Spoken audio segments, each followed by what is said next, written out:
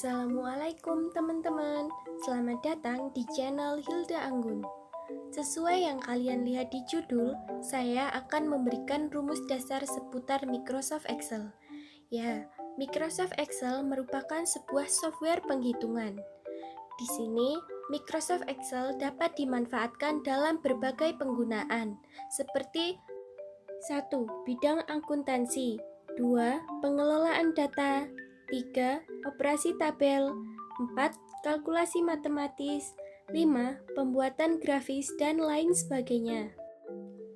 Sebelumnya, saya akan jelaskan terlebih dahulu rumus dasar Microsoft Excel yang sering kita gunakan beserta kegunaannya. Yang pertama ada sum. Rumus ini digunakan untuk mencari penjumlahan beberapa sel atau suatu rank data. Yang kedua ada average. Rumus ini digunakan untuk mencari nilai rata-rata dari sebuah rank data. Yang ketiga, max. Ini digunakan untuk mencari nilai tertinggi dari sekumpulan data. Yang keempat, ada min.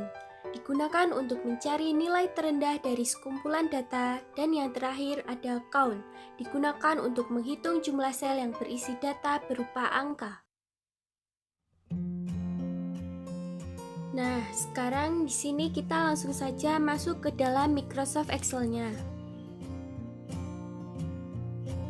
Bisa kalian lihat tampilan awalnya seperti ini. Saya sudah membuat contoh data yaitu daftar nilai siswa seperti ini.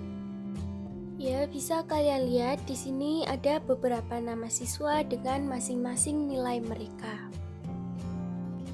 Terdapat beberapa kolom nilai mata pelajaran dari matematika, bahasa Indonesia, sampai PKDK. Kita akan mencari hasil data-data tersebut menggunakan rumus-rumus yang telah saya jelaskan di awal video. Yang pertama, kita akan mencari nilai total. Caranya, kita ketik sama dengan, kemudian rumus sum, setelah itu buka kurung, lalu kita klik data yang akan kita gunakan, blok semuanya, kemudian tutup kurung, dan enter. Maka hasilnya akan muncul. Nah, kita tidak perlu mengetikkan satu persatu semua datanya. Kita bisa klik titik hijau, kemudian tarik garis ke bawah, maka semua hasilnya akan muncul. Selanjutnya, kita akan mencari nilai rata-rata menggunakan rumus average. Caranya, kita ketik sama dengan, kemudian rumus average, kita buka kurung, lalu kita klik data yang akan kita gunakan, blok,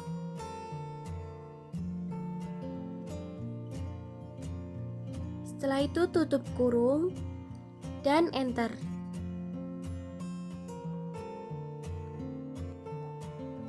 Nah, karena hasil di belakang koma banyak angka, kita bisa mengubahnya dengan klik tanda di atas seperti ini, dan kita bisa menyesuaikannya sesuai kebutuhan kita. Maka kita bisa mengubah hasil angkanya lebih rapi. Selanjutnya, kita akan mencari nilai tertinggi. Caranya, kita ketik sama dengan, kemudian rumus max, setelah itu buka kurung, lalu kita klik data yang akan kita gunakan, kita blok semuanya, kemudian tutup kurung, dan enter. Hasilnya akan muncul. Seperti biasa, kita klik titik hijau, lalu tarik garis ke bawah. Untuk selanjutnya, kita bisa menggunakan kebalikan dari rumus sebelumnya. Untuk caranya, sama seperti sebelumnya.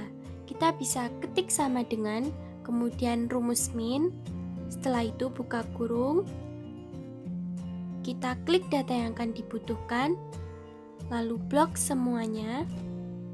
Setelah itu kita ketik tutup kurung, dan enter.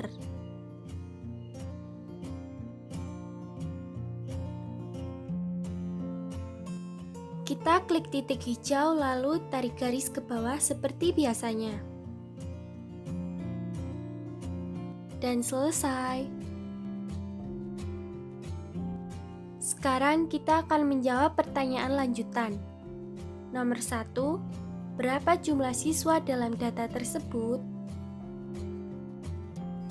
Kali ini kita menggunakan rumus count. Caranya masih sama seperti sebelumnya. Kita ketik tanda sama dengan, kemudian rumus count, setelah itu buka kurung, lalu kita klik data yang akan kita gunakan.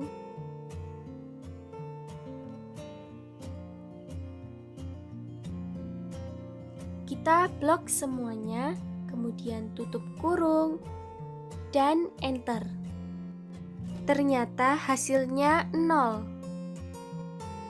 Kita ketikkan ulang rumusnya dengan ketik tanda sama dengan rumus count, buka kurung,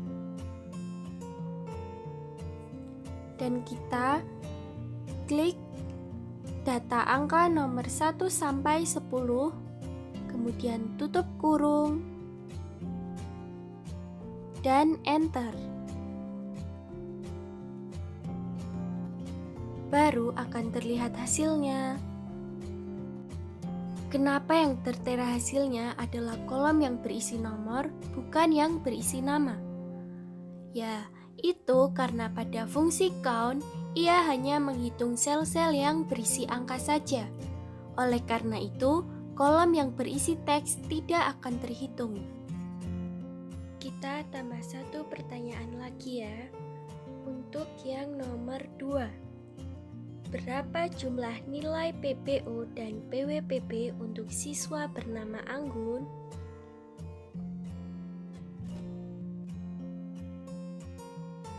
PPO dan PWPB ya, untuk siswa bernama Anggun.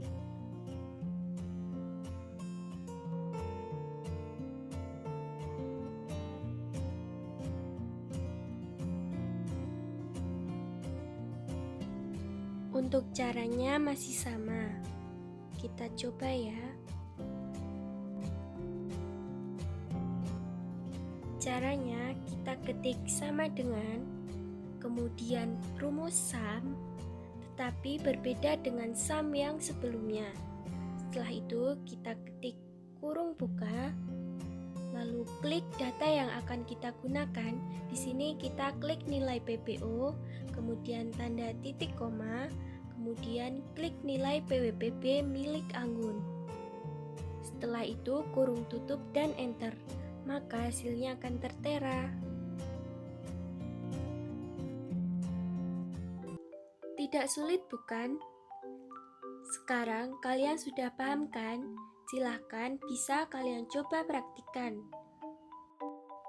Selamat mencoba. Oke, sampai di sini dulu video ini. Semoga bermanfaat dan jangan lupa like, share, dan subscribe. Terima kasih.